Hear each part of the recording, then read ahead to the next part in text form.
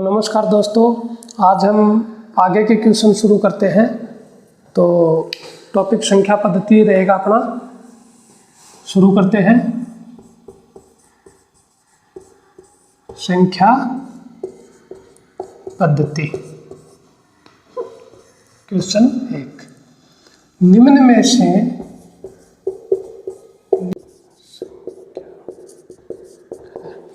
तो क्वेश्चन है निम्न में से कौन सा कथन सत्य है। ऑप्शन ए में दिया निम्न सबसे छोटी प्राकृत संख्या 1 है। क्या ये बात सही है? असत्य पहचानना अपने को 3 बातें सही है, एक बात इन 4 ऑप्शन में से गलत लिखी हुई है और जो गलत लिखी हुई वही आंसर होना है। तो सबसे छोटी प्राकृत संख्या 1 है। क्या ये बात सही है? प्राकृत संख्या कहाँ से शुरू हो रही थी? 1 से शुरू हो रही थी, तो ये बात सही है। ऑप्शन बी देखेंगे, सबसे बड़ी ऋणात्मक संख्या 1 है। सबसे बड़ी ऋणात्मक संख्या 1 है। तो देखने में किसी को लग रहा होगा कि ये क्वेश्चन गलत है, क्योंकि 1 से आगे भी संख्याएं माइनस में ऋणात्मक संख्याएं हैं, लेकिन ये बात सही है। क्यों सही है? ये 0 और 0 से इधर बढ़ेंगे तो संख्याओं का मान बढ़ रहा है, और इधर बढ़ेंगे तो संख्याएं ये देखो, ये -1 जो है ये बड़ी से बड़ी संख्या है। आगे जाएंगे माइनस में तो घटता जाएगा। -2 है वो -1 से छोटी है, न कि बड़ी है। तो ये सबसे बड़ी ऋणात्मक संख्या क्या है? -1 है। ऑप्शन सी देखो, पाई एक परिमेय संख्या है। पाई एक परिमेय संख्या है। क्या ये बात सही है? पाई का मान 22/7 हम लिखते हैं, तो 22/7 जहाँ पे लिखा हुआ है वो बात तो एक परिमेय संख्या है, ये बात तो सही है, लेकिन ये गलत है। ऑप्शन 3 जो है, पाई एक अपरिमेय संख्या है। क्यों है पाई एक अपरिमेय संख्या? पाई का एकदम सही मान 22/7 नहीं होता, ये लगभग में होता है। पाई की जो एक्यूरेट वैल्यू है वो 22/7 नहीं है। और पाई का मान जब निकालते हैं तो ये जो पॉइंट के अंदर आगे चल के ना तो पुनरावृत्ति होती है अंकों की, और ना ही वो भिन्न है, वो शांत होती है। इसीलिए पाई क्या है? एक अपरिमेय संख्या है। तो इसका आंसर क्या होगा? Option C. ठीक है दोस्तों, अगला क्वेश्चन देखते हैं। इसको उतारना चाहो तो उतार सकते हो। क्वेश्चन ऐसे ही पूछेगा परीक्षा में, कोई ज़्यादा हार्ड क्वेश्चन नहीं होंगे, यही क्वेश्चन होंगे घुमा फिरा के, और इनके अंदर ही हम मार खा जाते हैं। ज़्यादा हार्ड क्वेश्चन नहीं होंगे, 30-30 सेकेंड के क्वेश्चन होंगे, क्योंकि इतने टाइम जितना क्वेश्चन पेपर में दिया है उसी टाइम में वो क्वेश्चन हल भी होता है, होना चाहिए, लेकिन उसका जो तरीका है वो सही होना चाहिए। अपने पास सही रास्ते से चल के हम उस क्वेश्चन को उतने टाइम में कवर कर पाते हैं, नहीं तो वो क्वेश्चन नहीं हो पाएगा। तो अगला क्वेश्चन देखते हैं।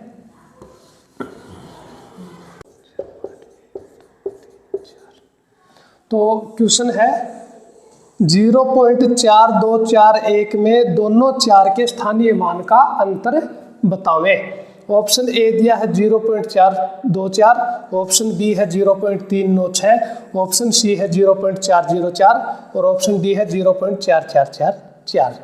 तो स्थानीय मान का जो अंतर है वो कैसे निकालेंगे? दोनों 4 का पहले स्थानीय मान देखो, पहले इस 4 का लिखो।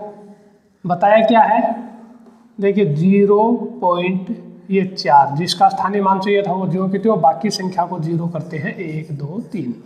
दूसरे 4 का देख लो, 0.1 2 और ये 4 0 का त्यों रखना है 0। अंतर पूछा है, माइनस करेंगे, करो माइनस। 0 में से 0 गया 0, 10 में से 4 गया 6, 9 और ये 3 पॉइंट का पॉइंट और 0.396। कौन सा ऑप्शन है? बी। ये 0 आगे कितना भी 0 रहे उससे कोई प्रभाव नहीं पड़ता है, तो 0.096 या फिर 0.396 या फिर 0.3960000 एक ही बात है। तो आंसर क्या होगा? Option B 0.396। अगला क्वेश्चन देखते हैं।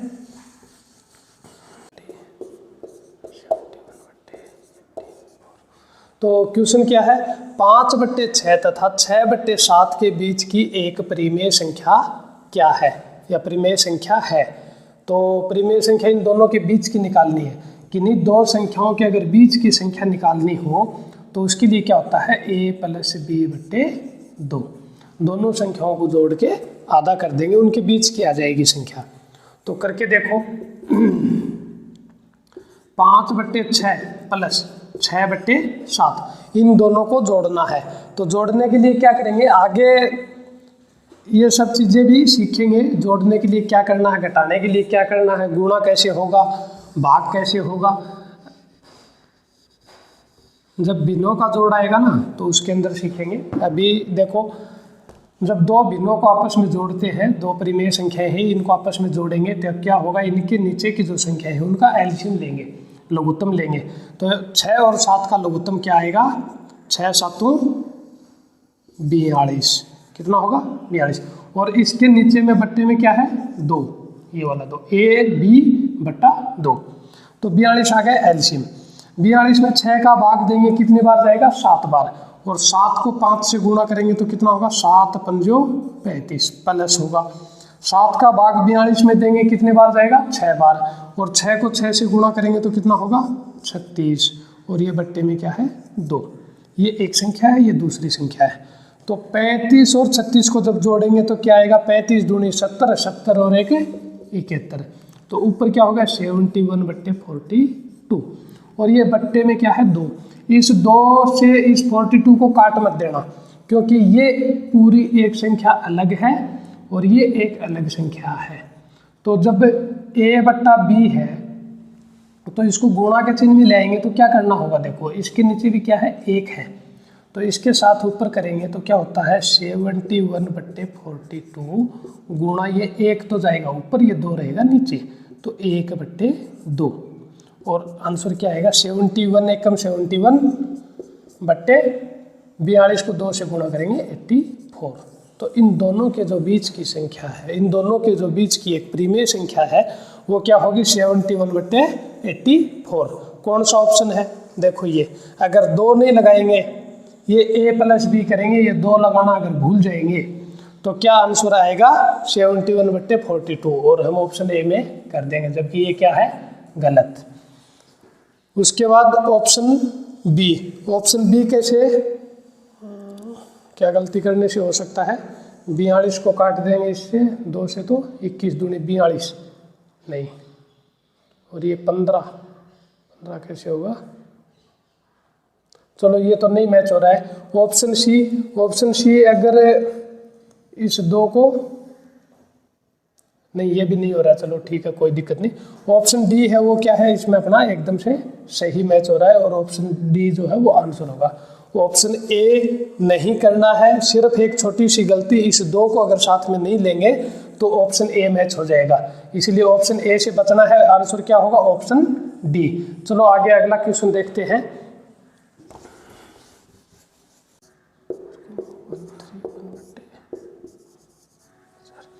तो क्वेश्चन क्या है, 1/5 तथा 2/5 के बीच कौन सी परिमेय संख्या का युग्म होगा। युग्म मतलब जोड़ा। ये जोड़े दिए हुए ऑप्शन में 1 जोड़ा है, 2 जोड़ा है, 3 जोड़ा है, 4 जोड़ा है, ये 4 ऑप्शन है। तो इन दोनों के बीच की संख्या कैसे पता करेंगे, इन दोनों के बीच की संख्या। देखो बहुत इजी क्वेश्चन है और क्वेश्चन आया हुआ भी है, आरआरबी में रेलवे के अंदर पूछा गया क्वेश्चन है ये। तो देखो ये जो संख्या है इसको हम क्या लिख सकते हैं, 1 में अगर 5 का भाग देंगे, 1 में भाग अगर देंगे 5 का तो 0 बार जाएगा, पॉइंट उतारेंगे 10 हो जाएगा, 5 दूने 10। इसको हम क्या लिख सकते हैं 0.2। और अगर यहाँ पे 2 लिया होता तो 1 की जगह क्या होता 2 होता। ये लोग 2 ले लिया तो 2 का भी भाग टूटेगा 0 पॉइंट, और 20 में 5 का भाग कितने बार जाएगा, 20 में जाएगा 4 बार, 5 चौके 20, ये 4। ये संख्या क्या है 0.4। वैसे भी इससे डबल है तो ये 0.2 है तो ये कितना होगा 0.4। अब देखो पता करो इन दोनों के बीच की संख्या, बीच का युग्म पता करना है, यानी 0.2 से तो वो दोनों संख्याएं बड़ी होनी चाहिए और 0.4 से वो दोनों संख्याएं क्या होनी चाहिए, छोटी होनी चाहिए।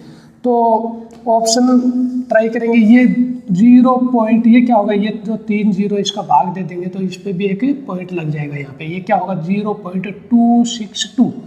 2 से बड़ी है, 0.2 से बड़ी है। उसके बाद ये देखेंगे 0.275, ये भी 0.2 से बड़ी है और 0.4 से छोटी है। तो आंसर तो क्या हो जाएगा, इन दोनों के बीच की जो संख्या है वो क्या है, ऑप्शन ए के अंदर है।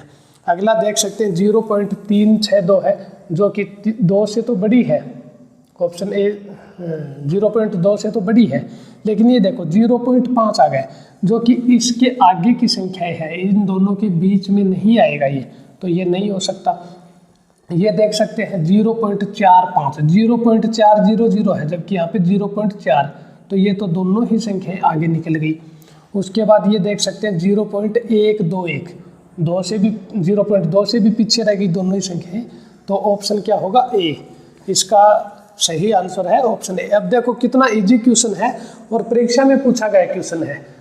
हम देखते हैं जो हमको दिखाया मतलब पढ़ाया जाता है वो क्या है, हार्ड से हार्ड क्वेश्चन बोर्ड के ऊपर लेके आएंगे और उसको पहले से प्रैक्टिस करके, पहले से काटना पीटना सुनिश्चित किया जाता है कि किस संख्या से कौन सी संख्या कटेगी, एकदम बराबर प्रैक्टिस करके आपके सामने उसको 30 सेकंड में निकाला जाता है या 5 सेकंड में निकाला जाता है, और आपको दिखाया जाता है कि ये देखिए 5 सेकंड में क्वेश्चन सोल्व, ये देखिए 5 सेकंड में आंसर आ गया, ये देखिए 15 सेकंड में क्वेश्चन सोल्व।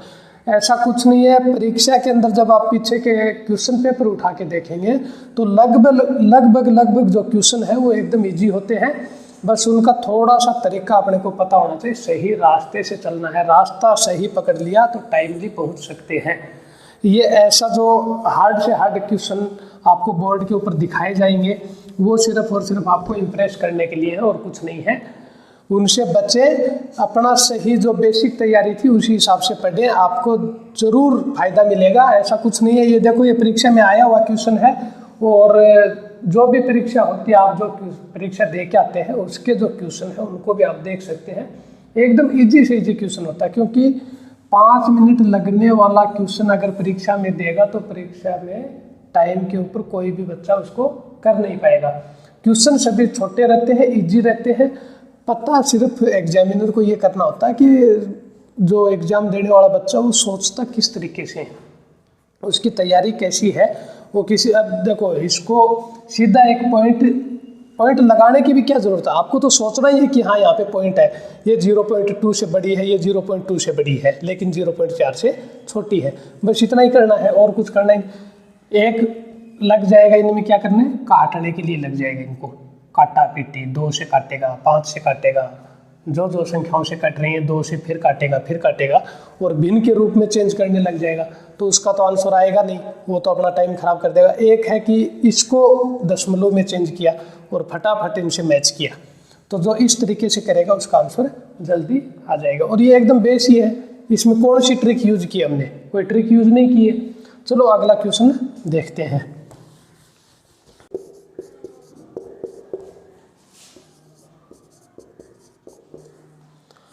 हाँ तो देखो क्वेश्चन 5, निम्नलिखित में से कौन सा कथन सत्य है। इसमें से 3 बातें झूठी हैं, एक बात सच्ची है, तो वो जो सच बात है, जो सच्चा कथन है उसको हमें पहचानना है।